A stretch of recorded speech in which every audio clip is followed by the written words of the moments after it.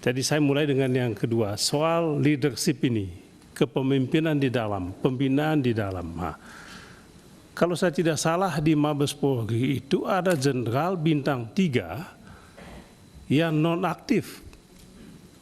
Apa nonaktif? Ya nonaktif lah.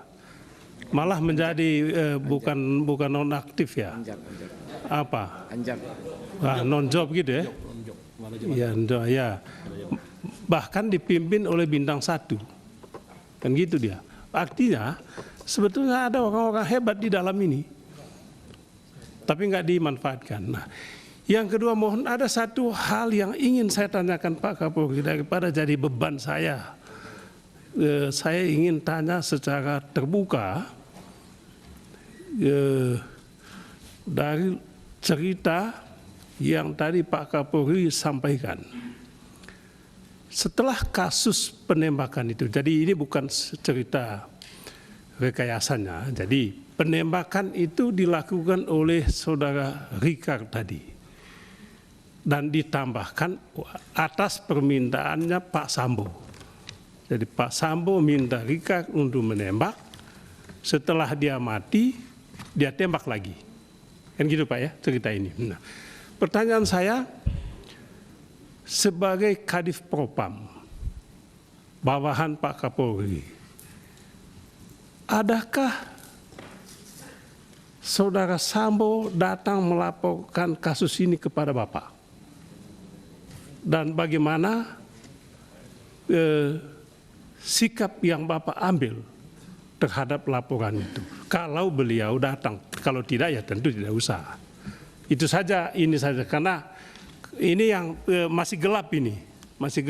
Ya, daripada jadi pertanyaan orang nanya sama saya, ya saya langsung nanya lagi aja di sini. Itu saja Pak Ketua, terima kasih. Terima kasih Pak Beni. Rekan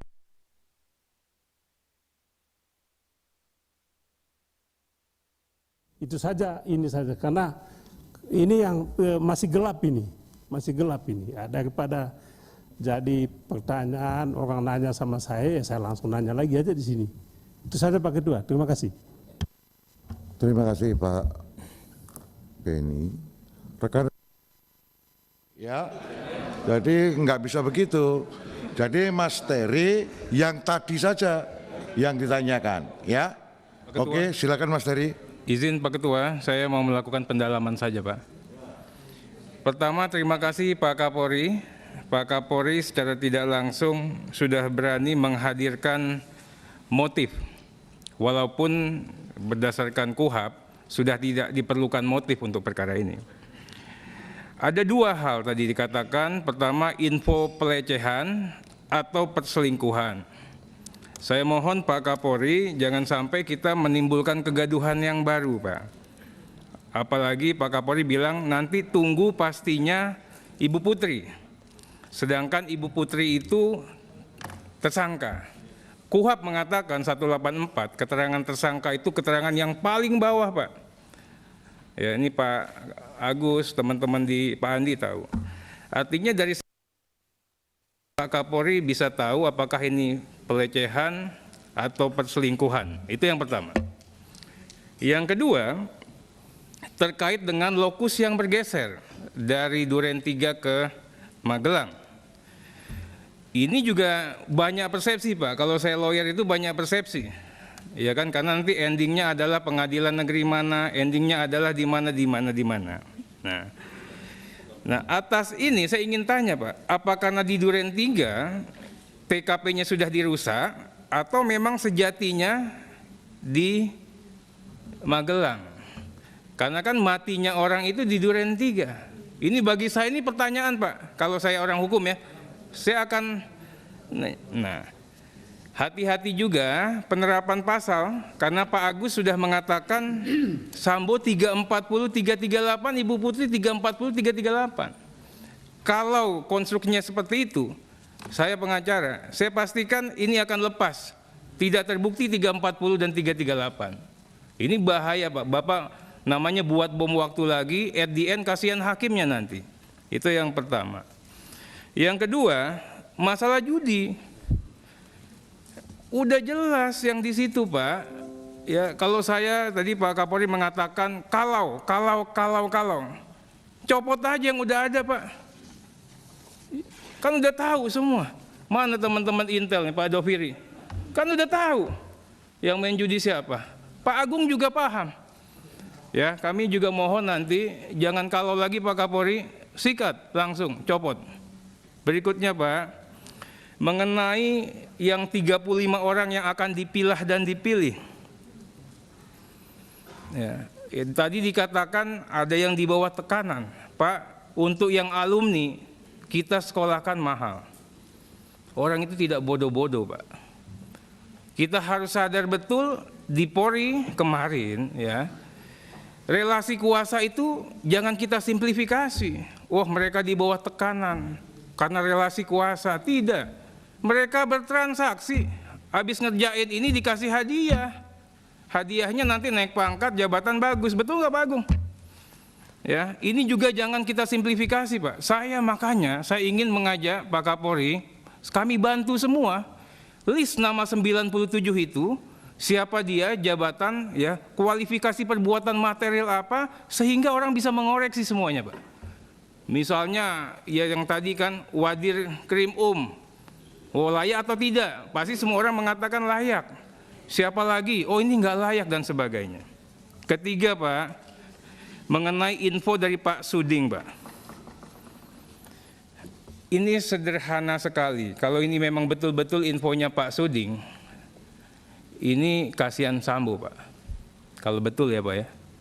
Nah, kami ingin Pak Kapolri biar terang benderang, HP-nya Sambo informasinya sedot Pak.